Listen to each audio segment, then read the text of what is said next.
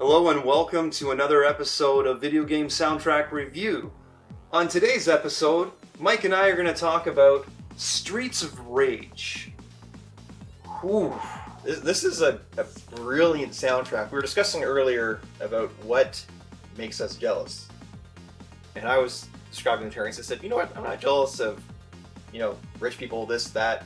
You know what I'm jealous of? I'm jealous of geniuses like Yuzo Koshiro, who wrote the soundtrack to Streets of Rage. And several other soundtracks. Yeah. Yuzo Koshiro is a name that you're going to hear repeated time and time again on this show.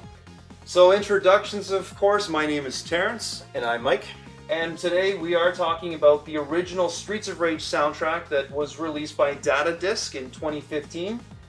The thing with the quality of this soundtrack, and we were talking about this before, so if we had the ability to send a message back to the past and somehow we decided to do something as trivial as kind of troll our prior younger selves, we would actually want to send this soundtrack on vinyl, as an LP, back to the late 80s, before the Sega Genesis or Mega Drive or the Super Nintendo, Super Famicom, were released, and put this into our hands when we were playing Sega Master System and the Nintendo Entertainment System, and say, hey, this is the music that you're going to hear when you play the next generation software, on next generation hardware. We wouldn't have believed it. The fact that Yuzo Koshiro was able to get out of the Genesis architecture what he did. So for those of you watching that are not video game fans, again, thank you for listening to us talk about a video game soundtrack on vinyl. The Genesis is not a system, the Sega Genesis. It's not a system that is known for awesome audio capabilities. It's really a bizarre thing, you're right, because I think we can all agree, no matter how much of a, say, huge Sega fan you are, the sound effects coming from a Genesis are not so good, especially compared to when the Super Nintendo used sample-based soundtracks, or samples a few years later. But the Genesis sound, in terms of music, that Yamaha sound was very abrasive, is the word I like to use. Shrill. And believe me, it was a great sound chip if you knew how to use it. Now, before Streets of Rage came out, not a lot of composers really knew how to use it that well. There were some good soundtracks out there, but nothing quite like this. This really was a turning point in terms of what this Genesis sound chip could actually do. And it was a combination of not only from the technical aspect of it, of what was doable, what you could accomplish on that hardware, was also the quality of the music. So the quality of the writing, the music, and the composition. Yep. There have been other stellar soundtracks on the Sega Genesis that we will cover later. Golden Axe comes to mind. Phenomenal soundtrack in the arcade, very competent at home. But this is something, since this was an answer to a game called Final Fight that was going to be released on Sega's main competitor's new console, the Super Nintendo, and they wanted to get ahead of the punch, and they did. So this came out in August of 1991, and at that time, and even listening to it as we all did back in the day, when we put the cartridge in, we would turn the power on and we would press start or A or whatever it was to start playing, nothing could prepare us for what we were about to hear. Even on playing it on a CRT TV and the speaker that came with it, even in that format, the music was amazing, and we were instantly hooked. It was crazy because you get the intro music, which is nice. It has the little pan of the city and everything going on. But then, like stage one, you hear that thumping bass. It's just crazy, and you can tell Yuzo Koshiro was definitely influenced by like the club scene in the 90s. Mm-hmm. That's definitely the music he was going for. And my meter of saying a successful soundtrack is this: if the soundtrack is based off music you don't generally like, and you really like the soundtrack, it's a success. I'm a perfect example of that, especially in the 90s. I was everything was rock, no matter what. I hated club music. I love the soundtrack. And it's so hard to quantify and how much it played into, how much it enhanced the experience, but it's just how listenable it is. This is something that we literally, of course, as per our normal format, on Video Game Soundtrack Review. We listen to it, and then I immediately, from the moment I take the stylus off of the LP, and I take the LP off the turntable, I turn off the air conditioning because you don't want to hear that as we're talking. I hit play on the camera and we sit down. So we literally just listen to this. And so this is a soundtrack that, as you said, it is more of a thumping soundtrack. There is variety in terms of the tracks that are on it. There's very atmospheric soundtrack tunes as well. But what this does is this is something that you can listen to in almost any circumstance. The Streets of Rage soundtrack is a precursor, I'm going to go on a limb on this, is a precursor to the Guile theme from Street Fighter 2. And anybody familiar with memes of the internet of the past, and this one comes to mind, everything goes with Guile's music. Dun, dun, dun, dun, dun. You know, it doesn't matter, eating chicken, fighting on a bus, whatever, it's all the same. This has that quality, so having a game in 1991, I'm loving it. I'm actually just looking at the art, and that's another thing we need to talk about. You know, we're not going to ooh and ah over the packaging too much. You know, there's a couple of pictures here for you to check it out. It's up to personal taste, what you think of packaging and whatnot. But I love the art. I love looking at this, and I, Mike, I'm gonna get you to confirm this for me after the fact, and I can insert it because on the Axel, right? Yep. The main character on Axel's white sneaker, I see a Sega logo on it, and I've never noticed that before. So I'm not sure if that was something they put on this or if this is something that's been there always. But this is a soundtrack that can be listened to, and that's the most important things when it comes to listening to pieces of music. One is you like it because of how it functions in the medium it comes from, be it movies or video games or a TV show. But another thing is how does the music fit into other aspects of life? Can you listen to it? Throw the LP on your turntable and listen to it, or go about and do stuff in the home, or will you put it on your for a portable listening device, MP3, iPod, your phone, whatever. Yeah, it's like, and then go out and live with it. Exactly. Can you enjoy it outside of actually playing the game? And that's what it comes down to. The answer is definitely yes. 100%. 100%. The variety of instruments that user was able to emulate using the Yamaha sound, like the piano work, it is a product of its time.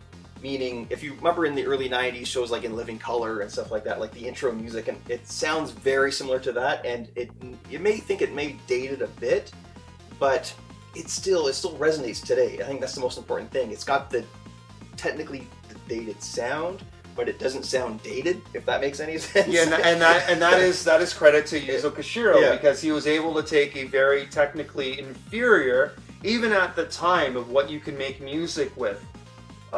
And he was able to make that into something not only serviceable to the game, which was his whole purpose, but making it an enjoyable listening experience as well. And like you said, the different instruments that he was able to emulate, and then even something I was interested in when we listen to things on LP, we're listening to a very robust sound range. Of course, for us in my current setup, it's mostly in the mid ranges. Yes, there is the higher pitches, but when it comes to lower sounds, something it's not like you can really effectively get a subwoofer hooked up to a left and right channel stereo listening experience and setup. But the bass frequencies that we heard in one of these tracks, actually, I was initially concerned. I had to look over to confirm everything was okay. It fit perfectly with the music. But it sounded a little too good. And that's just a recurring theme that we are seeing time and time again when it comes to vinyl, is the fact that you're hearing things that you haven't heard before. Yeah. And so for a video game that came out in 1991, where our primary listening experience, at least initially, was on the speaker from a TV, and then it later had a re-release on Sega CD, so it technically had the benefit of a larger storage medium, but there was no real discernible difference. No, they changed a few of the sound effects, and that was pretty much it. That was pretty much it. But for this to still resonate, this is what are we looking at, 27 years later, there's enough variety in it to keep it fresh. It does tell a bit of a story. It's very easy to visualize if you close your eyes listening to the music. You know, it's very easy to put yourself in places and, you know, situations and start like trails of thought. It's very, very good. It is an extremely talented composer. One who we will be talking about at length in the future, just in the service of talking about various soundtracks that we've listened to and that we will cover. It comes down to one of those things where people like nowadays now know certain video game programmers, whether it be Hideo Kojima, like these are now household names. Back then, in Japan, Yuzo Koshiro was a bit of a rock star, and he's still gainfully employed today. He's still making soundtracks to this day, but I think his career will always be defined, to tell you the truth. Maybe it's just because of our age group, but for his 16-bit music, whether it be Streets of Rage or ActRaiser, the music he made back in the 90s will always be, I think, his crowning achievement. I agree with you, I do believe, and I have found linked proof that Yuzo Koshiro, and specifically in this instance with Streets of Rage, that he was influential or has been influential on the rise of EDM, electronic dance music. There's a really amazing BBC Essential mix done by a group called Nero, and one of their original songs, they had a video for it, and essentially it was Streets of Rage-esque animation, artwork. It was like they were in the video game. When you listen to their BBC Essential mix, there's a certain point where you start hearing things going, wait a minute, that's from Streets of Rage. Now they don't blatantly rip a piece of music out, but it's the sound elements that they use and how they compose them to make a piece of music was very interesting, and it's very telling, especially with I'm just going to have a look here. So track 3 on side A is the music for the opening stage of the game, and that's where that thumping bass beat, that bass line comes in, and you can tell right from that moment that the scope of this music wasn't contained to the video game, and the fact that it was able to project outwards, and it was able to influence people not only in the 90s and and the early 2000s, but into the early 2000s. This is a prime example of a soundtrack done right. This is something that serves the purpose of what it was intended for perfectly. And the fact that also Yuzo had to work with limitations that people might not be aware of. It's not like you could just compose any style of music you wanted for a console back then, especially you were limited on the amount of sound channels you had. And the fact that every sound channel available to Koshiro is filled up, and it's not just like noise, it's actually filled up with comprehensive sounds that just, everything just perfectly fits together. He just did a wonderful job using, like, almost like it was like he wasn't limited by his limitations, but he embraced them. He embraced them, yes, exactly. He embraced them and he excelled, and it's proof in the pudding. It is. This soundtrack has influenced generations in terms of creativity and directions to go with music. So this is a high recommendation from Video Game Soundtrack Review. When we envisioned this show, this was one of the things that we thought of immediately, because this is a soundtrack that needed to be talked about.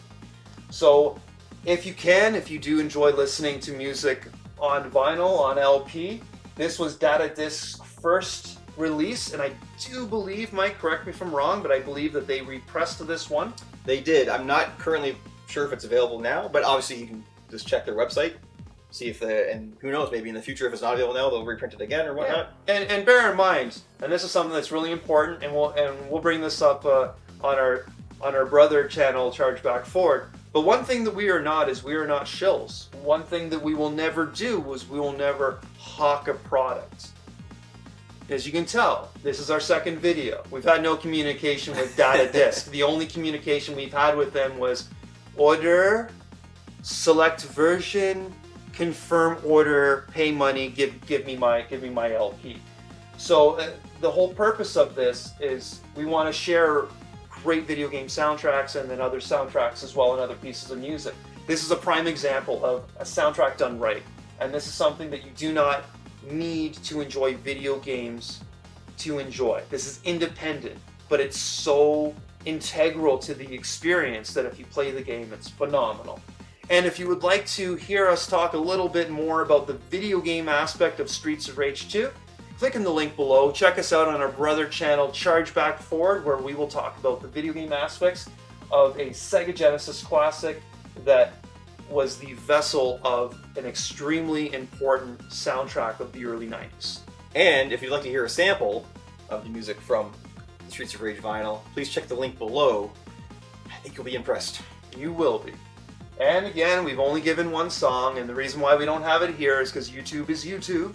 We all understand that. But we wanted to share and give you an approximation of how we've experienced this soundtrack. So please check out this soundtrack. Do it in whatever way you can, whether you're watching it on, you're listening to it on YouTube, or you're able to get maybe a CD release of that exists, or even popping in the cartridge and listen to the music from the menu. There you go. Where you can have the sound, you can have the music, stage music select. But if you're a collector of LPs, this is a beautiful sounding disc. It sounds phenomenal.